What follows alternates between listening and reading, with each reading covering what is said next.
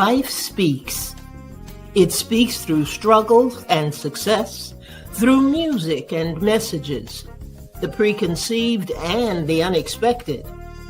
Whether you are in the depths of the valley or in the midst of your mountaintop experience, everyone needs to be encouraged from time to time. You've tuned in to ALH Broadcasting, and this is Andrea L. Hines, your host for When Life Speaks. I'm glad you accepted the invitation to connect with us as we share stories of strength, testimonies of triumph, observations, and information meant to touch the heart and uplift the soul. There's something in this broadcast just for you, and if it's a blessing to your life, it just may be for someone else as well.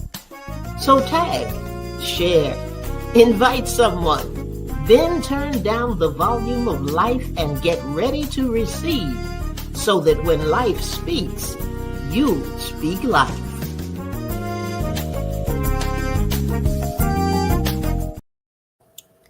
Good evening, everyone, and welcome to When Life Speaks. I'm your host, Andrea L. Hines, and I am so glad that you took advantage of this opportunity to join us tonight.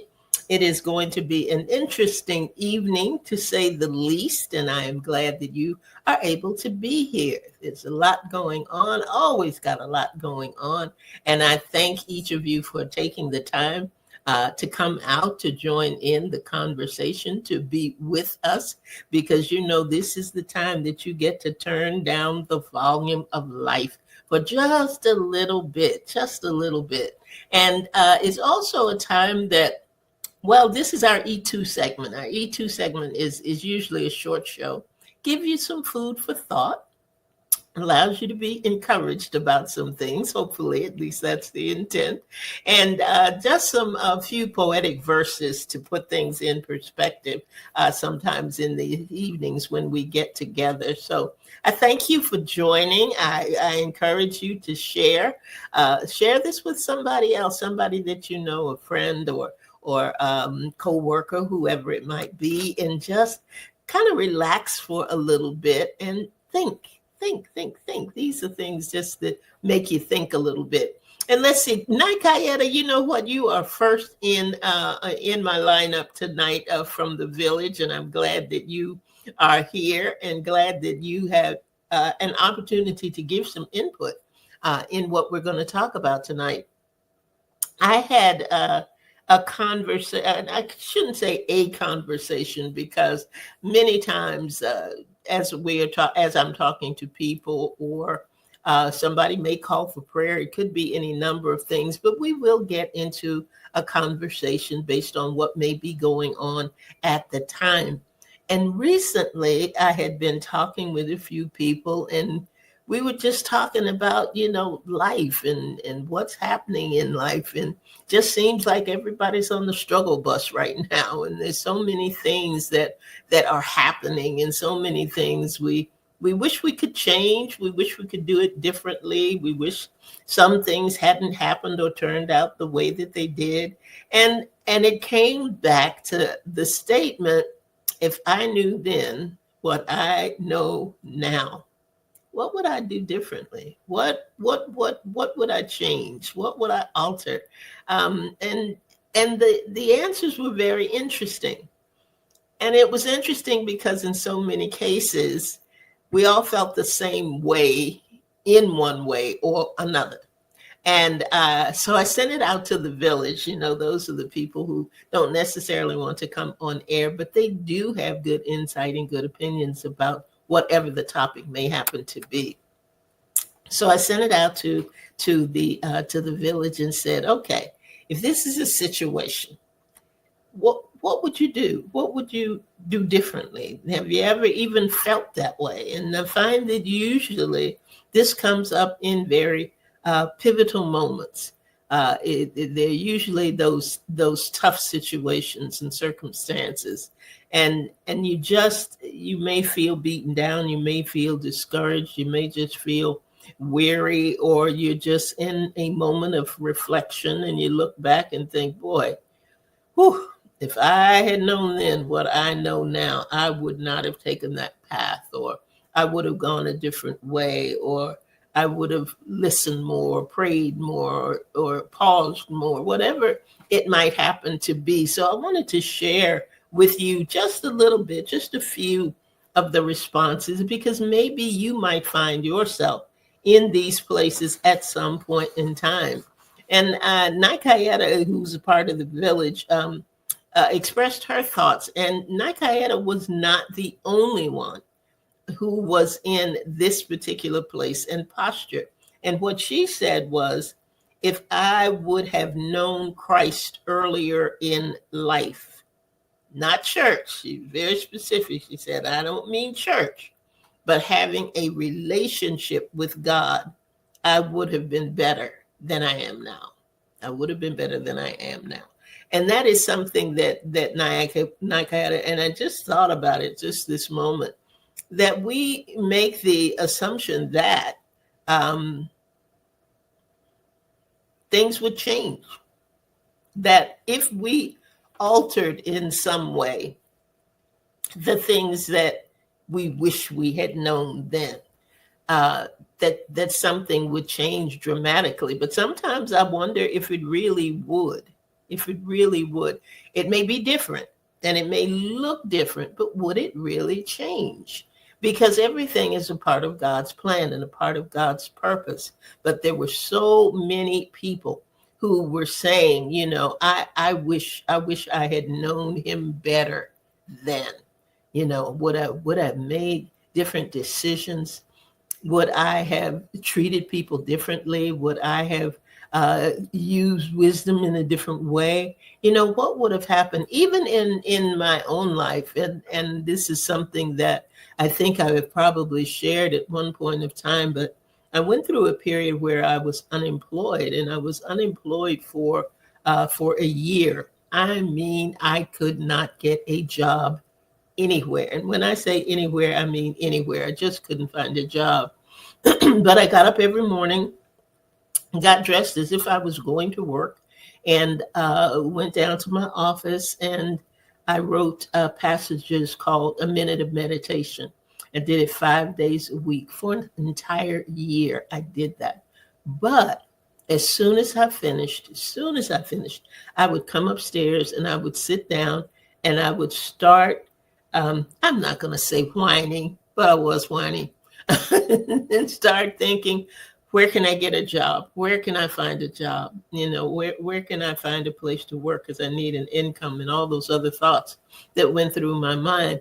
But the reality of it is, I also asked myself later on, what would have happened in my life if I had come upstairs and just continued to worship him, just continued to give him praise, just continued to thank him in the midst of everything that was happening in my life, instead of coming up and wondering, where am I going to work? The issue was, he said he would supply all of my need. And even in everything that was going on then, he did. For that year, he took care of me. He took care of me. And I just say that to say that sometimes, we're thinking things would be different. If I had known sooner, if I had done something that I know to do now that I didn't know then, things would be drastically different. And somehow that equates for us to ease. Things would be a little easier, a little smoother. And that's not necessarily so. But I feel just like you did. If I had known now, and I was church, I was definitely church. I was always in church, been in church all my life, but I did not have that vertical relationship. So I'm not sure that I would have necessarily been better than I am now. I definitely would have gone through some things differently than I had in this life's journey. But there were many, many people who said, you know what, if I'd known him, if I had just known him, things would have been different. So I appreciate that comment. And I see Bernice has popped in. Hey there, Bernice. Good to have you. And Bernice had a good answer for us also. And I'm going to read you what she said.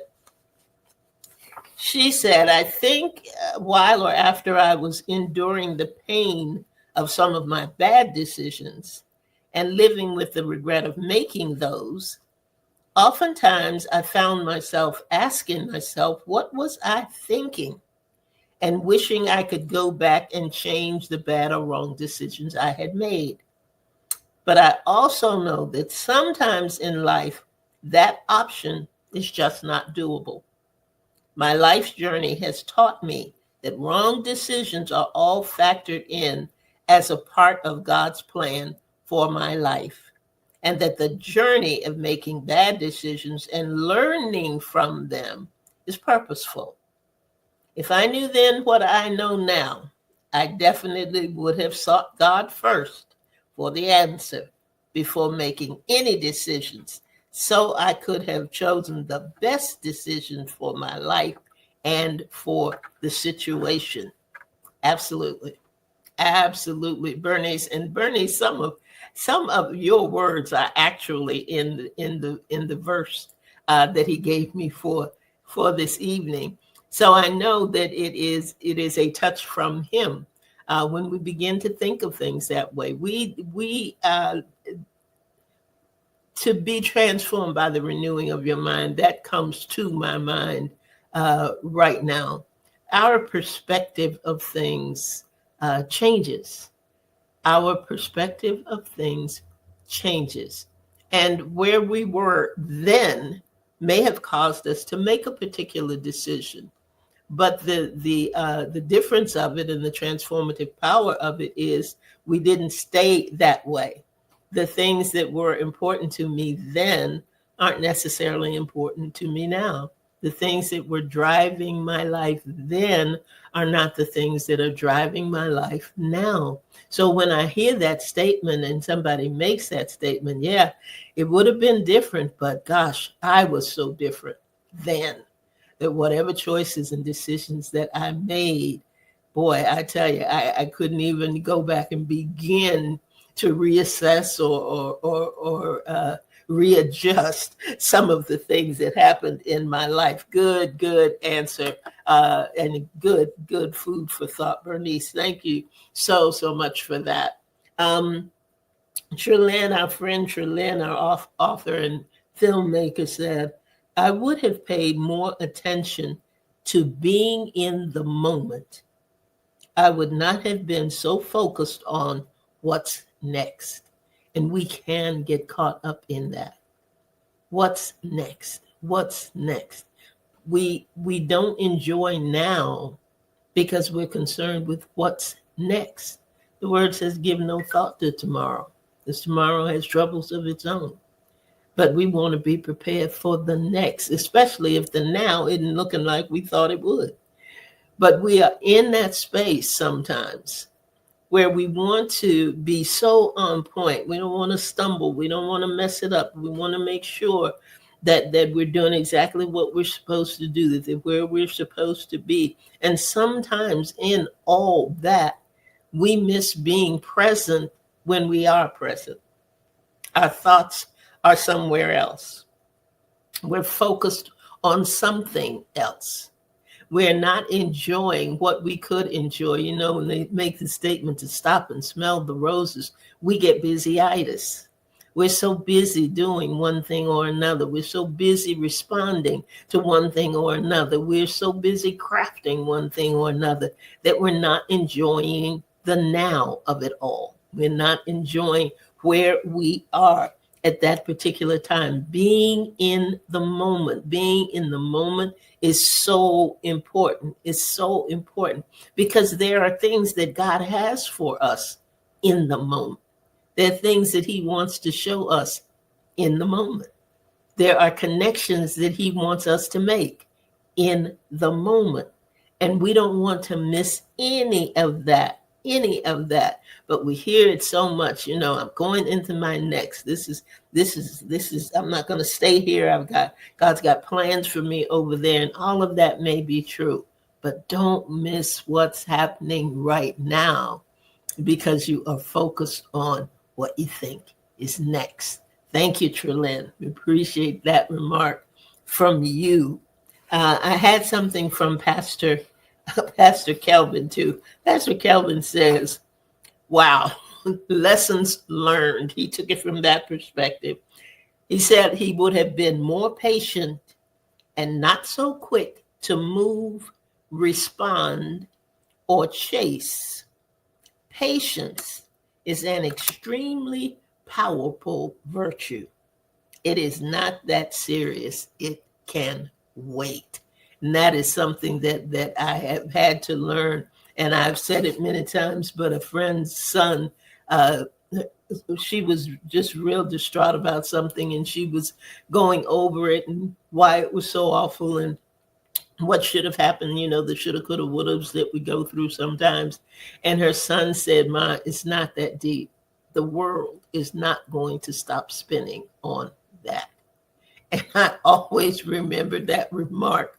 I think he was a high school student at the time. And I thought, boy, what wise words. The world is not going to stop spinning. Sometimes the things that we are so pressed to do are not even God ordained or God assigned or God aligned for us to do. And we are just spinning our wheels and working so hard and being weary in well-doing and doing all of those things because we don't even realize that that's not his agenda. Who said we had to do that? Who said that had to be the first thing on our list of priorities? Who said that we had to make the decision right now? Sometimes we need to breathe. Sometimes we need to just stop long enough to ask God, Father, what is it that you're telling me in this moment? What is it that you want me to do at this particular point in time? And we don't take the time to do that. So, Pastor Calvin, I'm with you.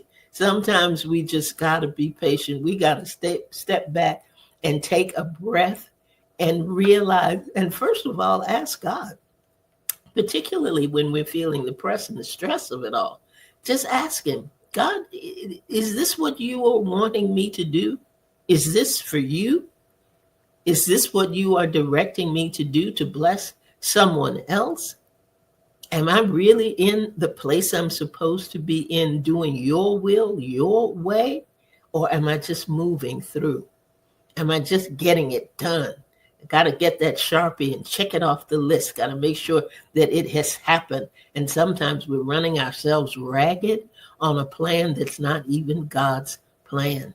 Patience, absolutely. Absolutely. Taking your time, absolutely.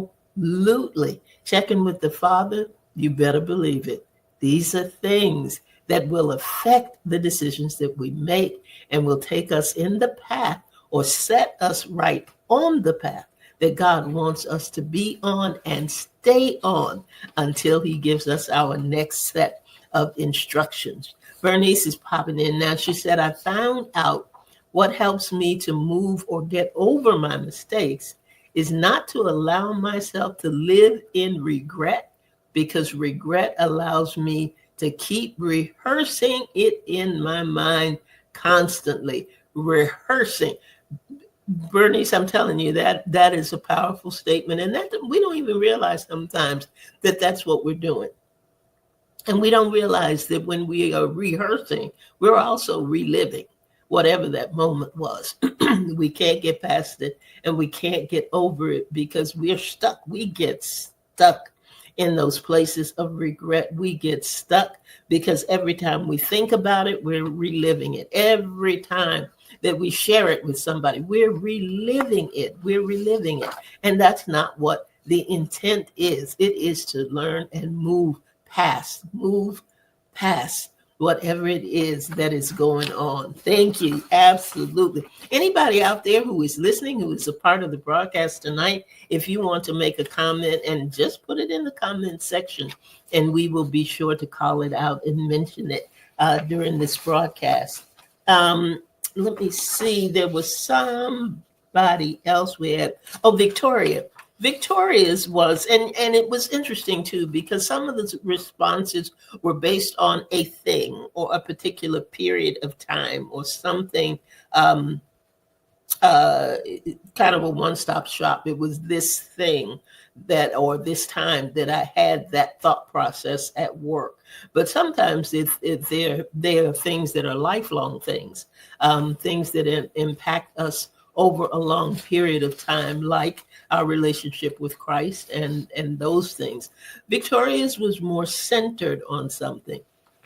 And she said, knowing what I know now, I would have finished college when I was younger, and most certainly before I had my children.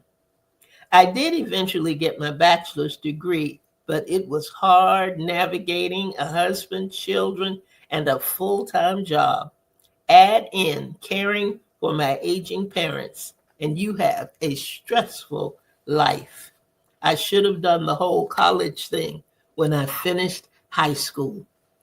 Many of us feel that way. Many of us, life happened and we didn't go back. We didn't have, things just didn't flow the way that we needed them to so that we could do that. But let me tell you something, Victoria. I applaud you for going back. I applaud you for going on and for getting your degree and for doing that, not just for you, but for those that you are connected to. I think it's an admirable thing when you have a dream and desire, which is something that God has put in you to do or to have, and you don't let time or family or any of the other stressors in life or any stressors in life stop the progress and the plans that God has for you. So I am glad, so glad to know that you went back and that you got your degree. Would it have been easier when you were a little younger? Probably. Would it have made a difference? Probably. But you know what? In this exercise and in talking to people and with people about this issue of if I had known then, I realized for me, I could take any area of my life and I would have something that I would have changed. Something, most of the time, something that I would have done differently. Um, uh, Children, I would have been, as Trulyn said, I would have been more in the moment in raising my daughter as opposed to being so concerned that she had that she had everything that she needed, that I worked 50, 60 hours a week, tried to be at everything, the plays and things that she was involved in. But was I really there? Was my mind somewhere else in the overall scheme of things? Marriage, the same thing. Would I have done some things differently if I had known then what I know now? Absolutely, I would have.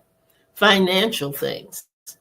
Boy, if I had known then what I know now, would have done some much different financial planning, would have done some different savings plans, just all kinds of things. But I didn't because I didn't know, I didn't have that expertise and education to do that. Many things, everything. We look at any point in our life because usually these questions will come up and we'll wonder about them at pivotal points in our life. There are usually those times when things aren't looking like I thought they would, or the struggle is, as they say, the struggle is real, and all those kinds of things. And God gave me a piece because usually with an E2, I always have a poetic verse, and He gave me something about all of this, and I want you to really, really listen.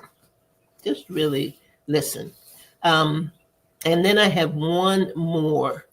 I had one more an input from one other person. She's called the uh, Life Solutionist. I think she's founder of Solutions for Life Institute. She is a coach. She is a pastor, she's a chaplain, she's got many, many titles. And she said something that was, I think, really where we all end up when we have this question come about. But let me read what he gave me. And it says, have you ever been in a situation and thought, I wish I had known that before, and felt that if you had, you may not have missed an open door? Only to be grateful when later the same situation crossed your mind and you realized that closed door was just what you needed at the time. Or maybe you've told yourself in a pinch, if someone had shown me how, maybe I wouldn't find myself in the mess I'm in right now. In retrospect, sometimes we think, if I had only known, I would have been flowing in God's rhythm and functioning in my zone. I wouldn't have missed the opportunity. I wouldn't have missed the mark and felt I'd taken 3 steps back and now I'm stumbling in the dark.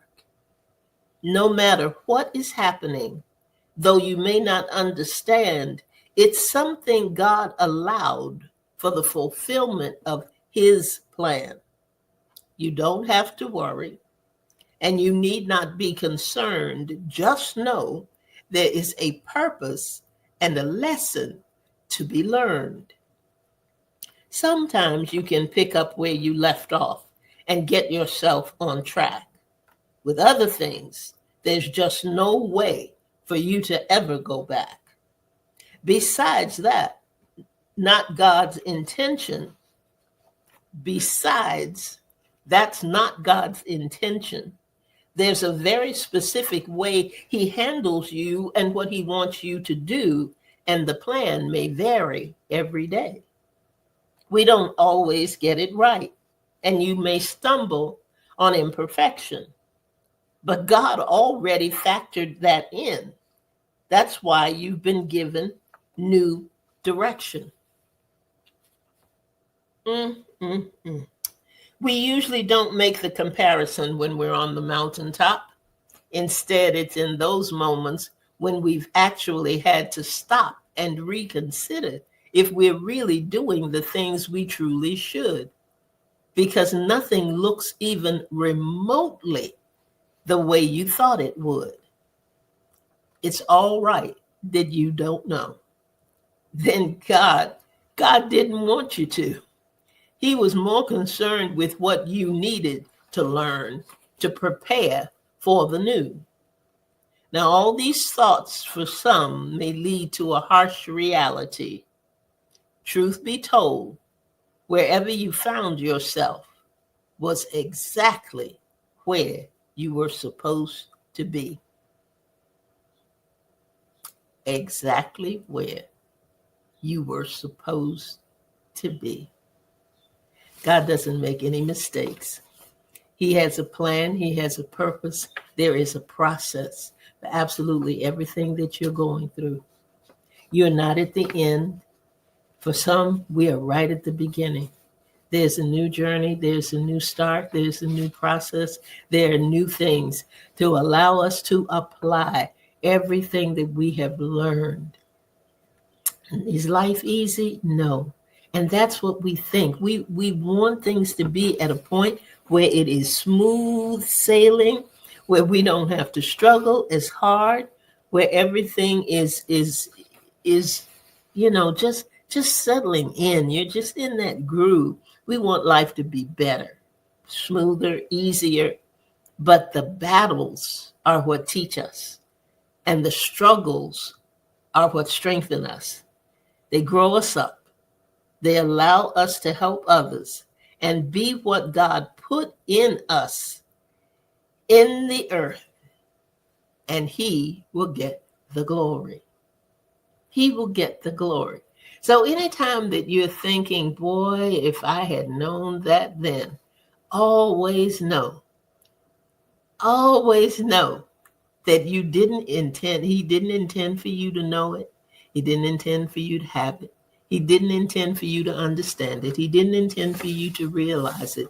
He set it up, allowed it, is in charge of it, is part of the process for it, so that you will have the capacity that you need to do exactly what he put you in the earth to do, to be exactly who and what he has called you to be. So don't fret and don't regret. Just know that God has it done that way so that it will be on the path that he set, the one that he set in motion. Nothing is new news to him. He always knows exactly what you need, exactly when you need it. I think it is good for us to think about and reconsider and let our minds go back and reflect on the things that we have done, and because that's where the learning process comes in. Yeah, boy, I wish I had known, but because I didn't know, this is what I learned. This is what he has shown me. This is what he has taught me, so that when I connect with someone whom he puts in my path, I will be able to allow them to see the light and love of Christ that emanates from me. He wants to use it for his glory. He wants to use it to be a blessing to somebody else. Would it have been great? Maybe it would have. Would it have made life a little bit easier for you in that season, at that time? Maybe it would have. But at the end of the day, it was what you needed at the time in order to be who you are right now, and to allow him to get the glory from your life. That's what I wanted to say. Allow him to get the glory from your life. So I tell you what, that's all I have for you. You know, these are short shows. I thank everybody from the village for participating in this, for giving us your comments. And I hope that it does give you some food to thought, you know, because sometimes we can get in a cycle of thinking, boy, things would be so different, you know, if I had known. And the fact of the matter is, they may and they may not, because everything God has a purpose for. Everything is a part of what he has planned for your life. So instead of wondering and worrying and beating yourself up and doing all of those things, let's just sit back and say, you know what? God, you had a plan. You know, show me, and I will be everything that you called me to be. Oh, I thank him for that. I thank you all for being present with me tonight. Thank you for your input. And we'll see what else God has for us in another E2 session. But for tonight and for right now, God bless you. This is a great time on Thursday evenings to turn down the volume of life and get ready to receive, so that when life speaks, you'll speak life. Come on back next week, everybody. And until then, make the days great.